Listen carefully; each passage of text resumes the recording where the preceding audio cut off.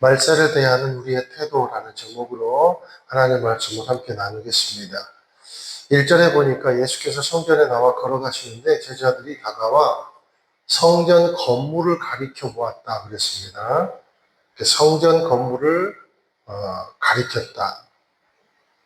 그러면서 이제 예수님께 묻는 것입니다. 이때 성전은요, 헤롯 성전이라고 하는데, 헤롯이 BC 19년 즉위하고 18년째 되는 해부터 이 헤롯 성전을 건축하기 시작되었는데요. 무려 몇십 년이었냐면 60년이나 건축을 했습니다. 건축 기간이 60년이 걸린 거예요. 그래서 이 성전은 헤롯이 죽은 뒤에도 계속 진행이 되었습니다. 그러니까 예수님이 지금 이곳을 방문하셨을 때는 성전이 몇 년째 공사가 진행되고 있냐면 46년째 공사가 지금 진행되고 있는 와중이라고 볼 수가 있겠습니다. 그 유명한 그 요세푸스 있잖아요. 역사가. 요세푸스의 기록에 의하면 거의 이 성전에 만여 명의 숙련된 일꾼들이 참여를 했대요. 그리고 특별하게 레위인들 있잖아요. 성전에서 공사하는 레위인들을 특별 훈련을 시켜가지고 이 공사에 참여토록 했다고 전해지고 있습니다. 그리고 디아스포라 유대인들도 본국뿐만 아니라 엄청나게 많은 후원금을 전달해서 천문학적인 숫자가 이 건축에 들어갔다고 합니다. 그래서 이 건축이, 이 성전 건물이 얼마나 화려했던지 이 대리석이 황혼에 비치면 몇 심리에서도 아주 금빛 물결처럼 황금빛으로 그렇게 성전이 비춰졌다고 할 정도로 아주 화려한 성전 건물이 이 당시에 성전 건물이었다는 겁니다. 바로 예수님 제자들이 이 성전 건물을 이제 가리켜 본 거죠. 그래서 이제 그 가리켜 보면서 이렇게 이제 있는데 예수께서 물으십니다. 2절 한번 읽으실게요. 시작. 예수께서 물으셨습니다. 너희는 이 모든 것이 보이지 않느냐? 내가 진실로 너희에게 말한다. 여기 있는 돌 하나라도 돌 위에 남지 않고 다 무너져 내릴 것이다. 그 화려한 그 성전을 보면서 아주 그냥 그 요즘 말로 뭐라 그럴까요? 정신이 나가 있는 제자들이 그 화려한 것을 보고 푹 빠져 있는데 예수님이 찬물을 끼얹는 겁니다. 이게 다 무너진다. 그렇게 말씀하고 있는 겁니다. 실제로 예수님의 예언대로 헤롯 성전이 완공되고 한 7년여 뒤에 로마에 많이 들어보셨죠? 디도 장군, 티토 장군에 의해서 돌 위에 돌 하나도 남겨지지 않고 초토화 돼버렸어요. 진짜로. 역사적 기록으로 의하면. 그러니까 60년에 걸쳐서 완공된 성전이 몇 년 뒤에 비극을 당합니까? 고작 7년 정도 수명을 하고 멸망을 맞이한 겁니다. 자, 그런데 여기 2절에 보니까 돌 위에 돌 하나도 남겨지지 않고 그랬어요. 이것이 이제 영적 의미가 또 있다는 거죠. 역사적 사실뿐만 아니라 영적 의미도 있다라는 겁니다. 그래서 무슨 의미냐면 이스라엘이 하나님을 알 수 없는 시대가 온다는 겁니다. 암흑의 시대가 오게 될 거다라는 거죠. 그래서 유대교 경전인 그 유명한 그 미시나라는 그 경전이 있어요. 그 경전 속에 소타라는 문헌에 보면 성전이 무너지고 난 뒤에 이스라엘의 미래에 대해서 랍비들이 논의한 내용들, 예견한 내용들이 빽빽이 기록이 되어 있습니다. 잠깐 내용을 소개하면 이런 시대가 올 거라는 거예요. 성전이 무너지면 비유를 가지고 성경을 풀어서 얘기해 주는 사람도 없어질 것이다. 성경을 해석하는 사람도 없어질 것이고 선을 아는 사람도 선을 행하는 사람도 없어질 것이다. 학자들을 후원하던 부자들도 없어질 것이고 하나님의 영광을 아는 것도 없어질 것이고 거룩한 사람도 제사장들의 영광스러움도 없어지고 가난한 자를 학대할 것이며 성경에 대해 질문하고 대답하는 것도 사라질 것이다. 이게 돌 위에 돌 하나도 남겨지지 않는다는 영적 의미라는 거예요. 우리 시대에 그러니까 뭐 의역해서 해석하는 것이 아니라 이 시대의 랍비들이 이렇게 해석을 해놓은 거예요. 그것을 제가 잠깐 소개한 것입니다. 그러니까 암흑의 시대, 하나님의 영광을 알 수 없는 시대가 올 것이다. 이게 말세라는 겁니다. 자, 그런 시대가 오면 어떤 일이 우리의 삶에서 벌어질 것인가를 이제 예수님께서는 4절 이하에 좀 시각적으로 이렇게 지금 말씀을 해 주십니다. 제자들이 물었어요. 3절 한번 읽으실게요. 시작. 예수께서 올리브산에 앉아 계시는데 제자들이 조용히 다가와 말했습니다. 언제 그런 일이 일어나겠습니까? 선생님께서 다시 오시는 때와 세상 끝날에 어떤 징조가 있겠습니까? 우리에게 말씀해 주십시오. 올리브산에서 성전을 바라보면서 제자들이 묻고 예수님이 이제 답을 합니다. 근데 질문의 내용을 보니까 3절에 선생님께서 그랬어요. 선생님께서 다시 오시는 때와 세상 끝날에 어떤 징조가 있겠습니까? 두 가지 질문이라는 겁니다. 하나는 인자가 오실 때, 재림하실 때죠. 또 하나는 말세에는 어떤 징조가 있겠습니까? 라는 겁니다. 여기다가 여러분 징조라는 말에 동그라미를 한번 빨간 볼펜으로 표시를 좀 해주세요. 조금 이따가 그 의미를 좀 살피겠는데요. 먼저 말세는 어떤 징조가 있겠는가 라는 것은 이 세상이 갈수록 선해지기보다는 악해진다는 의미가 있습니다. 세상이 갈수록 인간이 이 땅에서 그리는 유토피아는요 오지 않는다는 거예요. 제자들도 이것을 예견을 하는 것이죠. 세상이 좀 더 밝아지겠지, 좋아지겠지, 그런 일은요, 일시적으로 있을 수는 있겠지만, 그런 일은 없다는 겁니다. 이게 세상입니다. 여러분, 너무 큰 기대를 가지고, 세상은 반드시 밝아질 거야, 라는 기대를 가지고 살기보다, 하나님의 나라가 점점 가까이 오고 있구나, 라는 기대를 갖고 사는 것이 더 현명한, 영적 태도다라는 겁니다. 자, 그리스도인들이 노력을 하고 선을 힘쓰면 이런 좋은 세상이 올 줄 알지만 세상은 그 선을 부분적으로나 일시적으로 받아들일지는 몰라도 계속해서 용납하지는 않을 것이다. 그러니까 세상은 운동의 법칙처럼 점점 더 나빠질 것이다. 낡아질 것이다. 악해질 것이다. 이것이 뭐라고요? 말세다라는 겁니다. 자, 또 인자가 다시 오실 때 됐습니다. 선생님이 다시 오시는 때, 인자가 다시 오시는 때를 말하는 거죠. 자, 이 말을 붙여보면 그러면 인자는 언제 다시 옵니까? 가장 세상이 추악해질 때, 그때 오신다는 겁니다. 그러니까 악이 극에 달했을 때 예수님이 오신다는 겁니다. 하나님의 인내가 다했을 때라는 말이 바로 악이 극에 달했을 때라는, 이제 구약에 보면 죄악이 관영했다 그러잖아요. 그때요, 그때. 그때가 재림의 때다라는 겁니다. 가장 추악할 때 인자가 오세요. 그럼 뭘 하겠어요, 인자는? 심판을 하겠죠. 그리고 구원을 하겠죠. 왜요? 추악하니까 심판해야죠. 그리고 추악하니까 거룩한 성도들을 그 추악함 속에서 건져내야 되겠죠. 이게 예수님의 재림이시다 라는 것입니다. 이제 4절, 5절 한 번 더 보실게요. 시작. 예수께서 대답하셨습니다. 어느 누구에게도 현혹되지 않도록 조심하라. 많은 사람들이 내 이름으로 와서 내가 그리스도다 하고 주장하면서 많은 사람들을 현혹할 것이다. 자, 예수님이 징조를 말씀하시기 전에 먼저 현혹되지 않도록 조심하라 이렇게 주문을 합니다. 무슨 말입니까?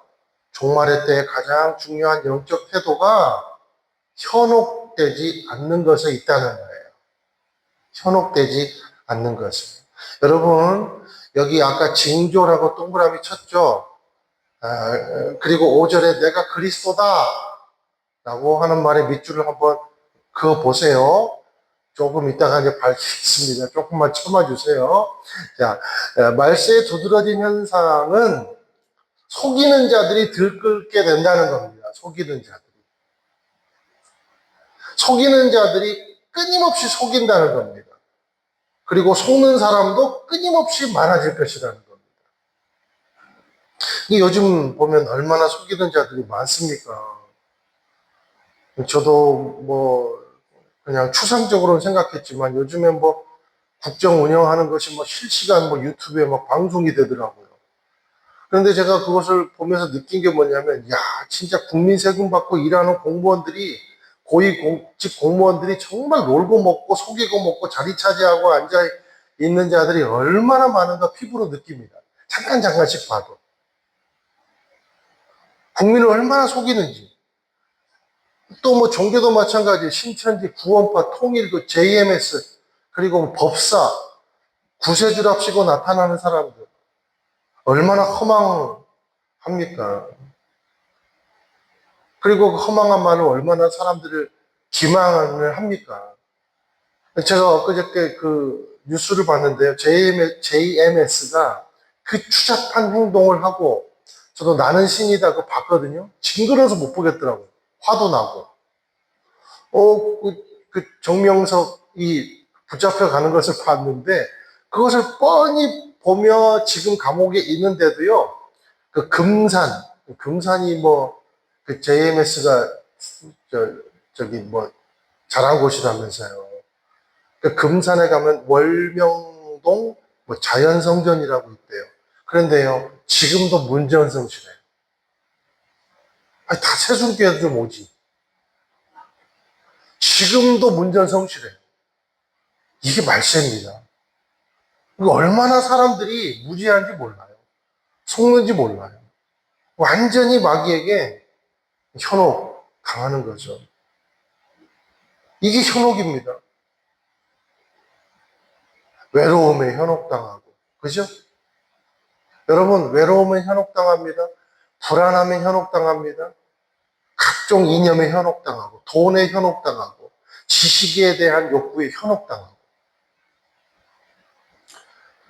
그래서요, 오늘 예수님 말씀하신 것처럼 현혹당하지 않는 방법이 있다는 겁니다. 이 말씀을 하시는 누구에게 집중해요? 예수님에게 집중해야 돼요. 딱 그 한 가지 방법밖에 없어요. 다른 말로 하면 중심이 있어야 된다. 철저한 중심.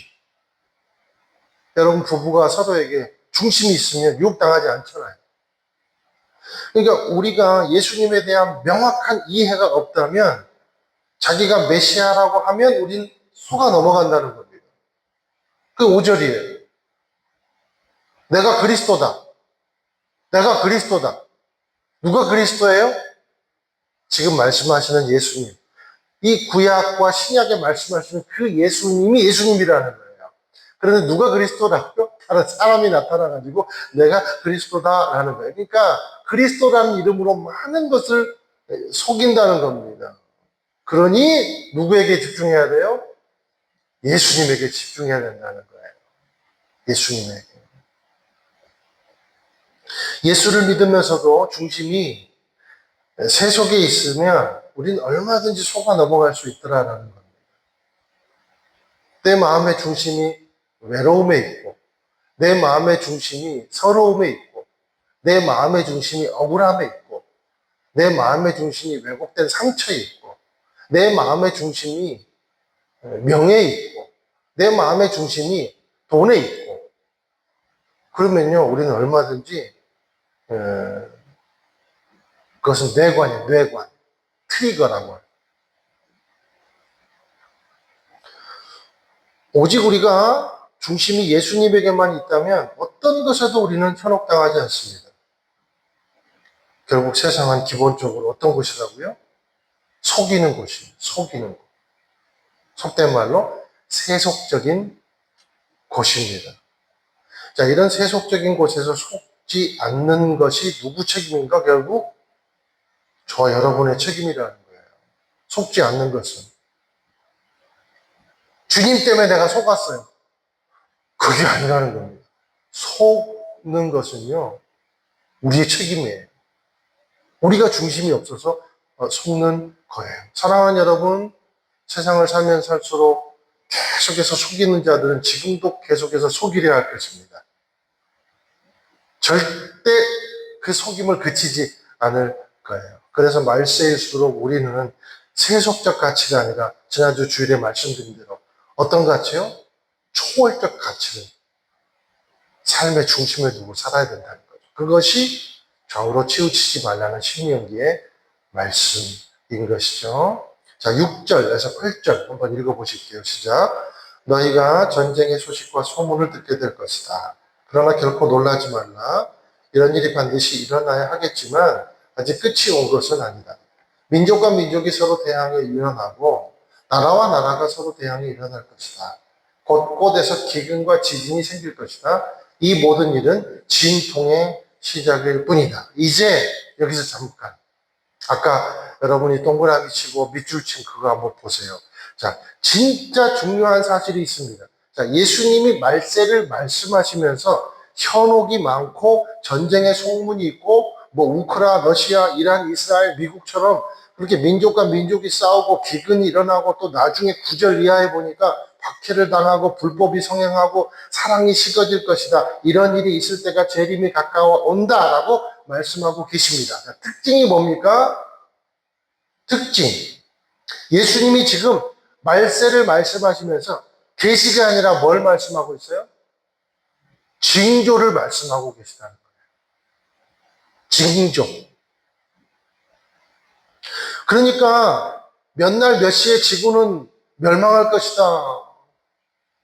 이런 때가 되면 금산에서 귀인이 나타날 것인데 사람의 모양을 하고 나타날 것이다. 그래서 몇 날 몇 시 몇 분에 다 이곳으로 모여라. 이렇게 얘기하지 않았어요. 예수님은요. 어떻게 얘기하십니까? 징조로만 말씀하셨다는 겁니다. 무엇으로만요? 징조로만, only 징조로만 말씀하셨다는 겁니다. 그러니까 우리가 무엇을 조심해야 된다는 거예요? 반대로 계시를 조심해야 된다. 계시를 조심해야 된다. 말씀하시는 겁니다. 그래서 이단들이요 다 계시. 이단은요 징조로 들이미는 것이 아니라 계시로 들이밀어요. 무조건 속이는 겁니다. 성경은 예수님은 뭐라고 말씀하고 계세요? 계시가 내리면 말세가 될 것이다고, 예수님이 오실 것이다, 인자가 오실 것이다 말씀하지 않았어요. 징조로 말씀하셨습니다. 이것을 기억하게 되시기를 주님의 이름으로 축원드립니다. 자, 그러므로 저와 여러분이 사람이 말하는 어떤 계시든 내 영이 약해져 있건 강해져 있건 유혹이 있건 없건 뭘 믿지 말라고요? 계시는 절대로 믿지 말아라. 계시를 말하는 기도원 가지 말아라. 그것은 다 짝퉁이다. 가짜다. 진짜 현실적으로 말씀드리는 거예요. 여러분들이 이해가 하기 쉽도록. 계시 믿을까요? 안 믿을까요? 이거 안 믿는다고 빨리 말씀하세요. 절대 믿지 마세요. 이미 다 나타나만 있습니다. 말씀에. 한번 이렇게 저를 따라 선포해. 나는 절대 계시 믿지 않겠습니다. 안 돼요. 절대 안 돼요. 계시는 이미 신구약에 다 나와 있어요. 뭘 더 믿어요? 끝났습니다. 계시는. 그러면 우리가 무엇으로 말세를 진단할 것인가? 징조라고, 징조. 징조. 이것만 알아도 이단에 넘어가지 않아요. 이 징조들이 바로 전쟁의 징조, 기근, 핍박, 사랑의 메마름이 있다는 겁니다.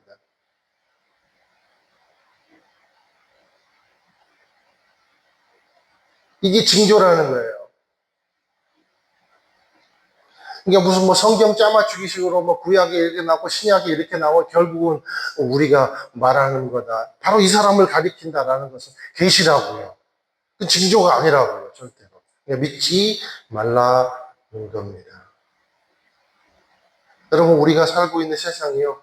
보세요. 전쟁의 징조, 기근, 핍박, 사랑의 메마름 다 뭡니까? 여러분, 지금 우리가 평화로운 것 같아도요.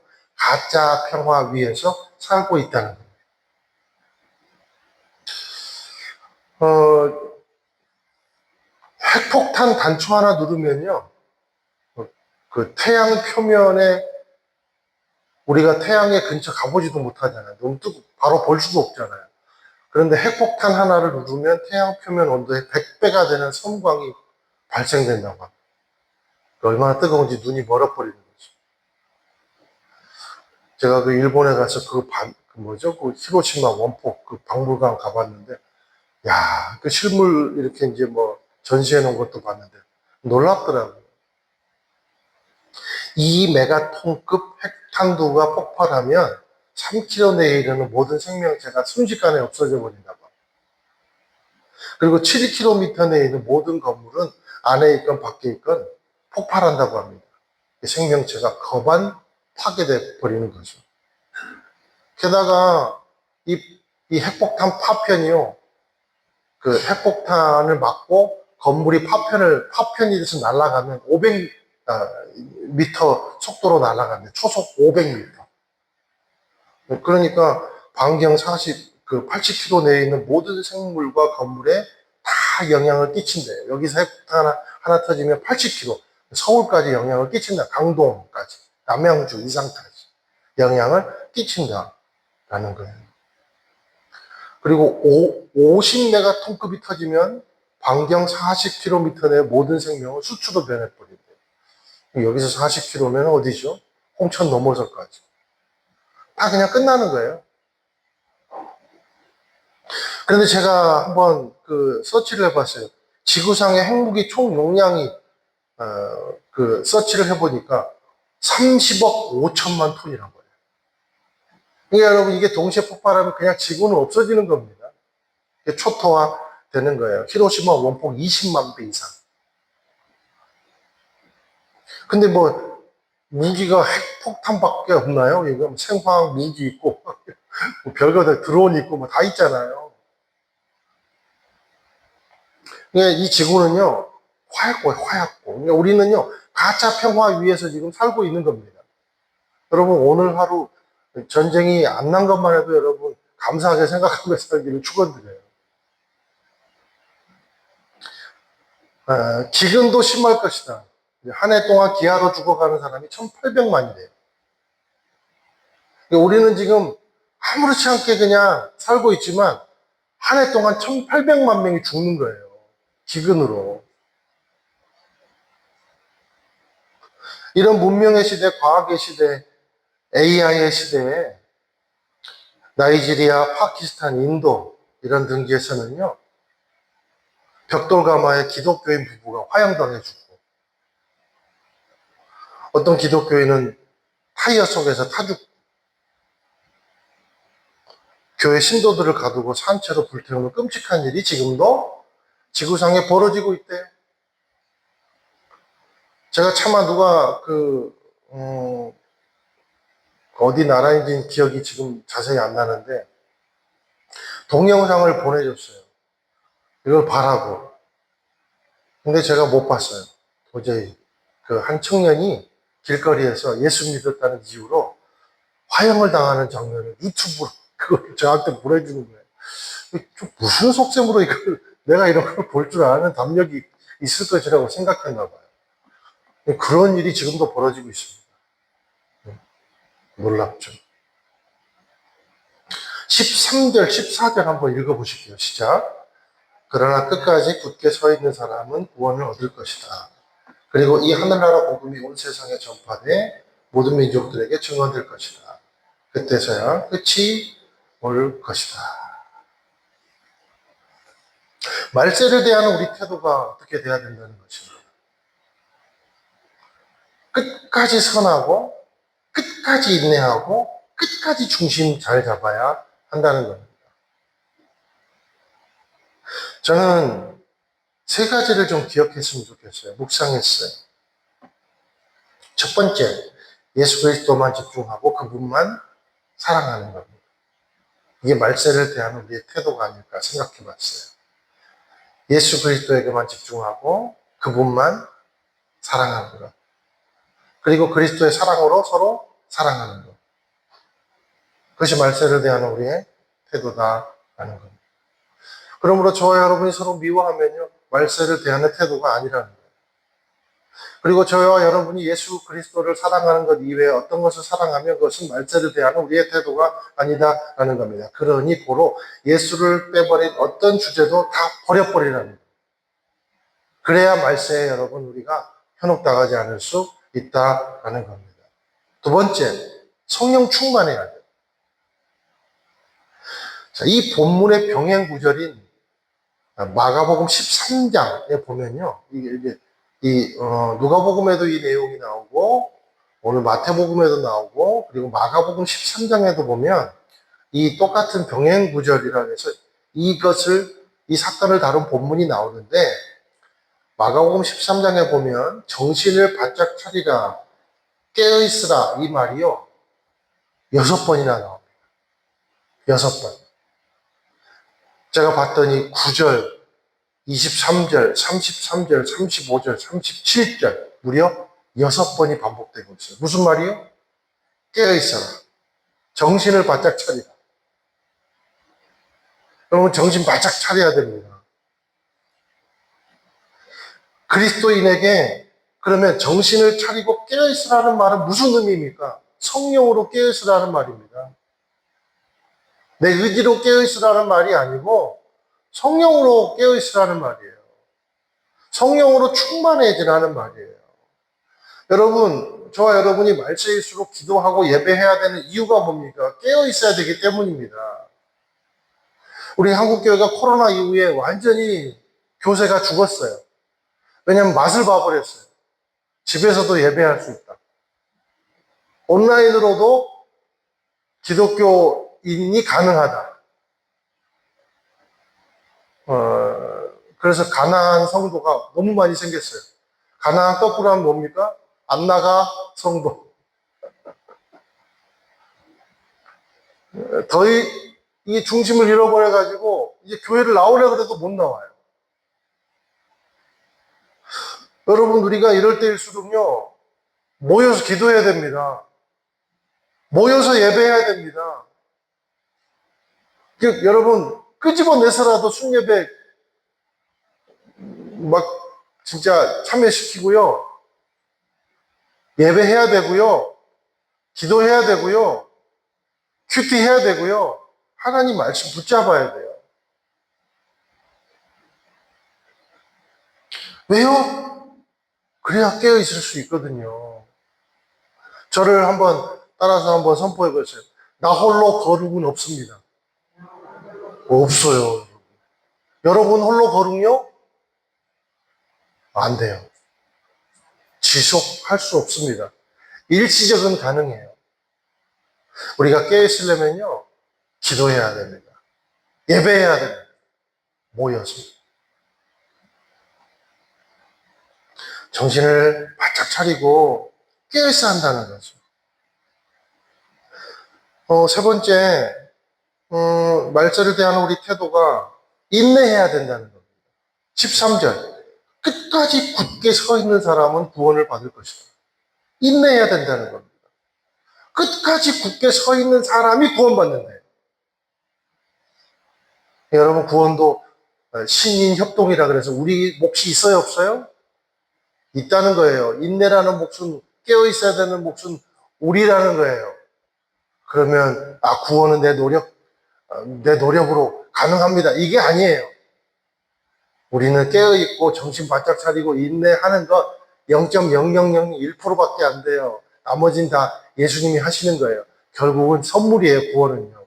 근데 내가 해야 되는 몫이 있다는 거예요. 그것은 뭡니까? 성도로서 인내해야 되는 것이 우리의 몫이라고 예수님은 분명하게 가르쳐 주십니다. 그게 13절 말씀이에요. 끝까지 굳게 서 있는 사람은 뭘 얻어요? 구원을 얻을 것이다. 여러분, 마라토너가 달리기를 포기하지 않는 이유가 있습니다. 끝이 있기 때문에. 끝까지. 끝까지. 그 끝에 상이 기다리고 있기에 열심히 인내하며 달려가는 거예요. 여러분, 그런 마라톤 경기 있어요? 이 경기는 앞으로 50년 동안 진행될 거죠. 그리고 50년 후에 끝날지 안 끝날지 모르는 경기에 여러분은 참여하신 겁니다. 자, 제가 총성을 울리면 지금부터 출발해 주시기 바랍니다. 그러면 누가 선수로 나서겠어요? 누가, 누가 이게 춘천 마라톤 대 누가 나가요? 저도 안 나가요. 왜 나가요, 이런 마라톤 대회? 여러분, 축구 경기도 끝이 있잖아요. 그 길다는 야구도 끝이 있잖아요. 시즌이 있잖아요. 그죠? 이처럼 우리의 삶에도 반드시 뭐가 있습니까? 끝이 있다는 겁니다. 그래서 예수님이 끝이라는 말을 쓰시는 거예요. 끝까지.